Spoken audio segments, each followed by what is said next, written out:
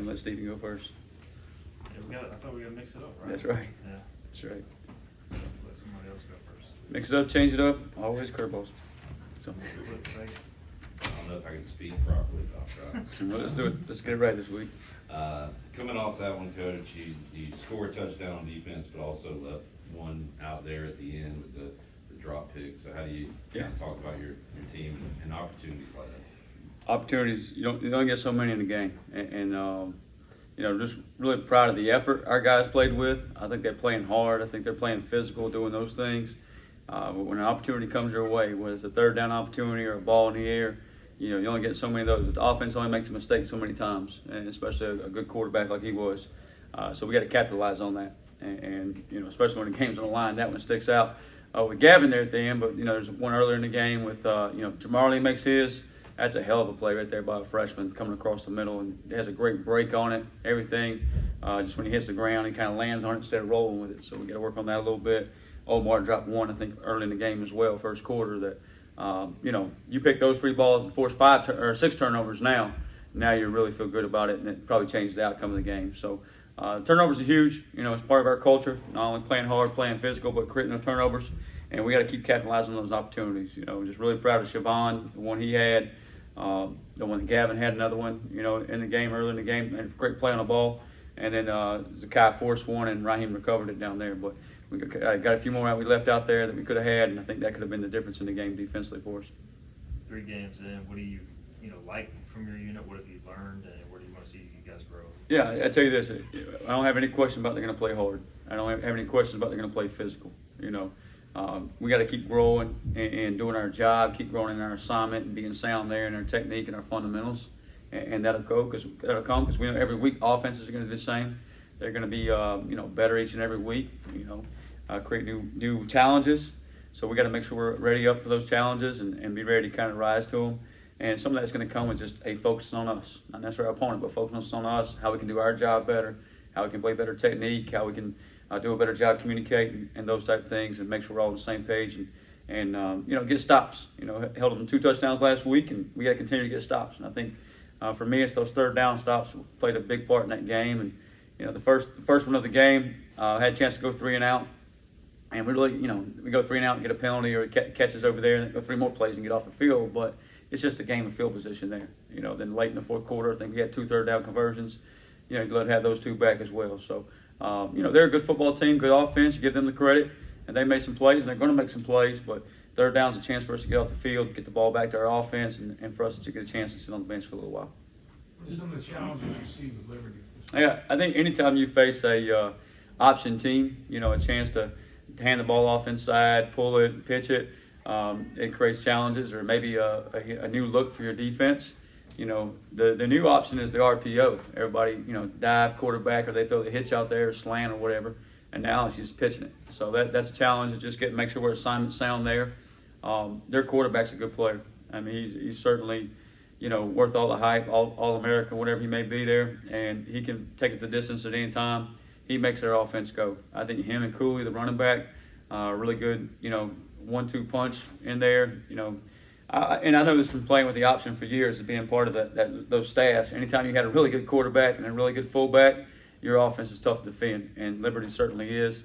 And they got a lot of other players around that. Don't take, you know, not to leave those guys out, but it starts with those 2. So that's certainly where the challenge begins. IBM said you guys did an extra sideline tackling drill this past week. How much emphasis have you put on open field tackling if it's available to get to the corner, and how well do you think your team's open field tackled so far? We tackle every day. You know, it's something we do, whether it's against our offense, whether it's against scouts, against ourselves, you know, our scout period. It's, you know, it's go at it every Tuesday, go at it every Wednesday, of freaking thudding guys up and trying to do a great job, not reaching, get my feet to contact, taking the extra step, keeping the cup, having proper leverage on the ball carrier, all those type of things. And then we want our pursuit to be so great that if we do miss a tackle, we got guys there to get it on the ground. And I think that's what we've done a good job of, just pursuing the football. So if we miss a tackle, if somebody does have an overrun, which we don't, you know, we try to coach it up and teach it up, but we get guys there to keep it on the ground. So, you know, I think the perimeter is where it shows up more than anything, just because you got more space out there. And I think we've done a fairly good job of it. We can always be better. You know, you don't want to miss any tackle. So anytime you miss a tackle, hey, we go back and we look at it and refocus and relook at it. So, and this week is no different. I mean, they got A-backs that they can get on the perimeter, pitch the ball to. They got their screens out wide. Obviously, their quarterback in the scramble game or in the option game can create some issues in space as well. So we got to do a good job just keeping our leverage, getting the near foot up, keeping our eyes on the thigh board, all those type of things, of being good tacklers. Coach, going back to Cooley, when you watch him on film, what specifically makes him so tough to defend? I think in his career he's only had like 2 negative rushes. I think he's got 180 yards after contact this year. I have 250 yards total. He's a heck of a player. I mean, he's, low to the ground, center of gravity, bowling ball in there, and you don't ever see somebody just tackle him by yourself. They bounce off of him. He's always falling forward, always lunging forward. He's a true, downhill back and tough to tackle, hard-nosed kid, really good football player. Lucas as well, the number 0 as well. He's kind of a mold to that as well, and it's that part of their offense. It's just they get downhill on you and can chew up some yards in a hurry for sure. What's the chess match like this week? You staffs know each other well, so just kind of that side of Yeah. what's going on. Yeah, I think, going back to Coach Chadwell's staff, I think we played him a couple times when he was at North Greenville, a couple times at Charleston Southern, once in the playoffs there, and then obviously in the bowl game a couple years ago, similar staff. Know Coach Corn really well. A couple of those guys on that staff have GA'd for me before, so a lot of familiarity there. But I think it's really just kind of focused on us and doing our job and making sure we go out and, execute at a high level defensively of doing our job, playing and protect our culture, playing our butts off. Obviously there's going to be some calls within the game that you're trying to get a step ahead of him or he's trying to get a step ahead of you, and you got to try to, make sure, at the same time, if your players aren't executing your calls, you got to pull the thumb and pull it back on you. You got to make sure it's easy enough calls, your scheme is simple enough that allows them to go play fast. So if there's some hesitation there, you better kind of look in the mirror and say, hey, what can I take away to help us play faster and give us a chance to win a ball game. I know you can't give away too much, but it looked like a night and day first half, second half, 2 weeks ago when they played New Mexico State. Were you able to pick up on anything that New Mexico State was doing right in the first half? They seem to not do as well in the second half. Yeah, New Mexico State's a good football team. I thought they ran out of gas a little bit at the end, and I thought the quarterback came alive in the fourth quarter. Him and Cooley both, they took that game over in the last couple of drives. They broke 2 long runs in there. They're in a 2-minute situation, and you think it's going to be all little passes, and he scrambles around, the quarterback makes some plays. But at the end of the day, I think they handed off for about 50 for Cooley. New Mexico State zeroed out, pressured, about a minute and a half to go in the game, a minute 24 to be exact, and he breaks on one for about 46 yards.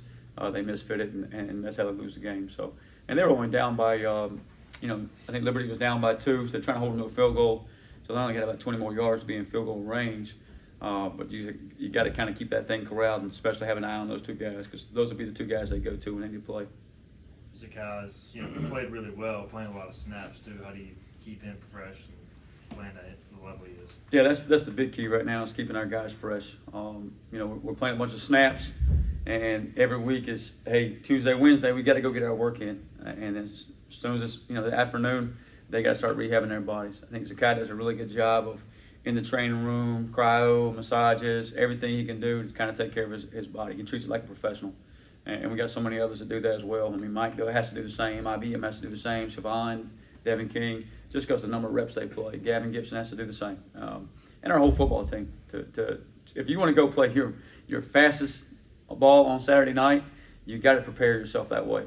You can't just say, I'm just going to cruise through this thing. You got to go attack recovering your body. You got to go attack the game plan. You got to go attack academics. You got to go win the day in those things. But you also got to do it in recovery and make sure your body is back to full speed for Saturday night, because you want to be at full speed and playing your fastest to go play. Talking to Zakai and Isaiah yesterday, I was pretty impressed with the way that the loss didn't really get them down. It sounds like it motivated them even more. Have you seen that at practice this week? Have they kind of led the other guys like that? First thing I say about our guys, and not just Zakai and IBM, I think they're a great representative for our defense and our program, is our guys are resilient. And they're fighters, and they're not going to let one game define them. I think I heard Zakai say that. And it's back to work. It's, hey, put that in the rear view. Let's look out the windshield, and let's get back to work and get back to the grind. And that's what we teach in life. That's so many of us, we go out to our jobs or to pay our bills or whatever it may be. Hey, we can't let one little thing get us down. Yeah, it was a huge game for us. It was a heartbreaker. We upset about it, but we more motivated by it than anything. We're more motivated to get it fixed, get it turned around, and make sure we play better defense. Make sure we keep points off the board. and gives ourselves a chance to win. So what can we do this week to be better than last week? And that's the goal, whether we won or lost Saturday night. That's the goal every week. But I think sometimes after a loss, it motivates you even more to turn it up even more, because that's what really kind of catches your attention sometimes. Sometimes a win doesn't catch your attention like a loss does. And that's what those guys, they represent our whole football team and our whole defense of that message they sent there. Have you had to change up some of the verbiage this week so that Taylor doesn't give their offense any keys? You know, Taylor Jackson was a good player for us and did a really good job here. Just, you know, proud of him as a young man, and just really care about him and his mom and his family there. But yeah, you know, he'll be on the other sideline. Our guys probably worried about that in the summer a little bit. So we always change our stuff up year to year, week to week, and do some different things there, because you know, things get out, things get around. It doesn't matter who you're playing.